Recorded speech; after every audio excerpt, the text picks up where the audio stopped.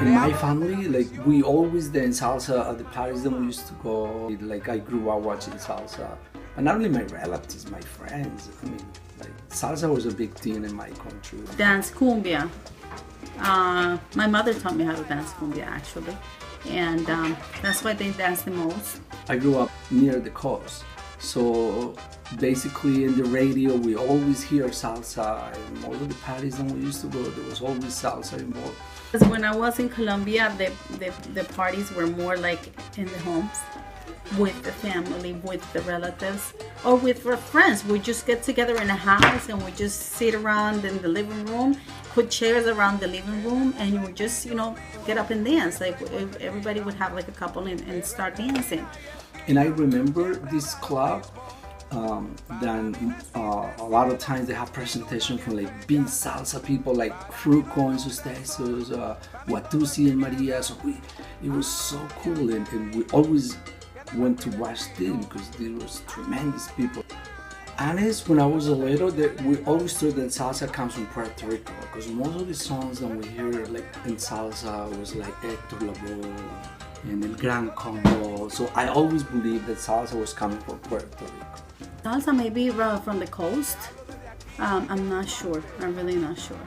Salsa took over in Colombia with big groups, but basically I can say we copied from El Gran Combo and all those Puerto Rican people and from people like Rubén Blades and all that kind of music. It was a total different experience because when I came to America, of course, salsa was not a really big thing here. Here, when I came to this country, since it was like more than 30 years ago, when I came to the town that I lived in, the group of Hispanic people was very small. So in order for us like to have a party get together, it was only like in special occasions. Like there was a place in Port Chester, New York called El Club Polaco. So in El Club Polaco for Father's Day, they were arranged like they organized like a Hispanic party. So with all the Hispanic that live in White Plains and some of the Hispanic that live in Port Chester, we would go there and dance. So that was like the only opportunities we had to dance and be together with people from our own country. It wasn't like back home that we just did it like one weekend we get together at our friend's house and just go and dance. Basically, if we really wanted to look for salsa, we had to go to Queens, where there were some clubs there, and salsa was more a big thing. Here, it wasn't like that, especially because we couldn't put the music loud. If you put the music too loud in an apartment, they would call the police on you. And back home, it wasn't like that. You could put the music loud, and no, the neighbors would not complain. In fact, the neighbors would come and join the party, and it was safe. There wasn't any violence. Everything was so safe. And then coming to this country, completely different. Colombia did it because it was always in the radios. I'm talking about back in the 80s. It was always in the radios. It was always in our cassettes, and it was in the family. We always listened to most of the time salsa. You will see people from all over South America, Central America, mostly from South America. So back in the 80s, I used to live in White Plains, New York, and it was only like one club there, but it was only Dominican. So if we were going clubbing, it was only a little bit of salsa, but most of everything was merengue, and we were not too into merengue. And it wasn't just salsa at the time. I remember merengue was really coming out at that time. So there wasn't just cumbia and salsa, it was also merengue. And Dominicans loved merengue, so you could see the Dominicans really dancing to that.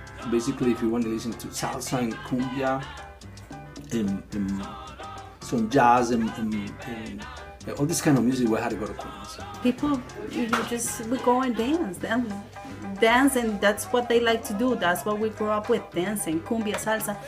And the Colombians definitely just mostly dancing to the salsa. You can see the difference on what each country liked, and so you could see like the Colombians doing the salsa, and there was just an opportunity for us to listen to our music and experience what we grew up with. It was so easy for people to sell drugs, especially in clubs. Basically, people used to smoke pot, but when cocaine comes to the clubs, or you hear about cocaine, Even I'm Colombian, but I when I live in Colombia, I have never seen cocaine. When I came to this country, that's what I saw with my own hands. But in clubs, you see a lot of people doing it in the bathrooms, and you always hear like who was selling it and all that stuff. So I think it was very easy for people to get involved in drugs and sell drugs in the clubs. In order for the police to catch some of the Latinos involved in drugs, they may have to find or bring Latinos polices in order for them to get caught, because everybody knew everybody, and it was very hard. Every time you see Americans walking into clubs or staying at the bar, everybody didn't trust.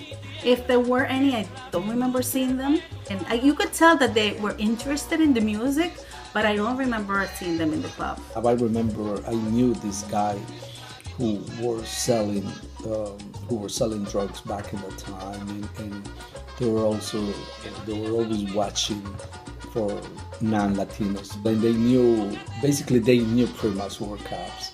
So later on, when people started getting arrested and whatever, and they closed clubs, it was only closed like for a month or two, and then later on you see that they just put a new name, but the club was always there. I don't see respect. I see a lot of sexuality in the dancing. There was not that in the dancing when I was growing up. I guess because here in this country is so associated with drugs, so it was so associated with drugs that we didn't want you to be in clubs and being close to drugs. It's different times, things has changed a lot. But probably if you were growing up in Colombia, near our towns, it wouldn't be impossible for us not to let you be around salsa. Even though I grew up with that, I thought that if I expose you too much to that, or take you to parties or stuff like that, you were gonna grow up loving it so much that that you were gonna become this girl that only like going to clubs and only like music. And as I look at the music now, it's not the same as it was when I was growing up. I look back at when I was young, and it was so nice. You were sitting down at a party, and the guy would come and ask you, would you like to dance? And you guys would dance as a couple. You would keep a distance, and it was synchronized. It was a nice dance. It was to me, it was more romantic than the music they dance now. That we have romantic salsa. It was salsa, but it was romantic. And now I listen to salsa today, and it's not about that. It's all about other things that I'm not gonna get into right now, but definitely no meaning, definitely not romantic enough. Today's salsa was not as deep as salsas from the 80s and 90s. Well, I think technology made things, change. But back in the time when I remember going to the clubs, and there's like groups, and there's like 20 people and doing all these instruments, and it was so natural. And the lyrics were beautiful, and the words are beautiful. Today, I guess through technology, everything is so fast. So, new salsa has changed, but that's not salsa. Maybe the rhythm is the same. It's just what people have made out of it. It's just how the people dance it now. To me, it means my heritage, my roots. When I hear cumbia, I feel like my feet automatically, even when I'm sitting down, they start moving to the rhythm of the music. So to me, it means my country, my roots, my heritage. It's still in my blood. Like the other day, I was watching this show interview with my wife, and this song that we used to dance. Oh my God! So it brings me a lot of memories. To Colombia, it's part of it, because every time you hear a cumbia, you think about Colombia. And even if you're not from Colombia and you hear a cumbia, people is like automatically associate cumbia to Colombia. So it's part of us. It's part of it's what we are. It's who we are.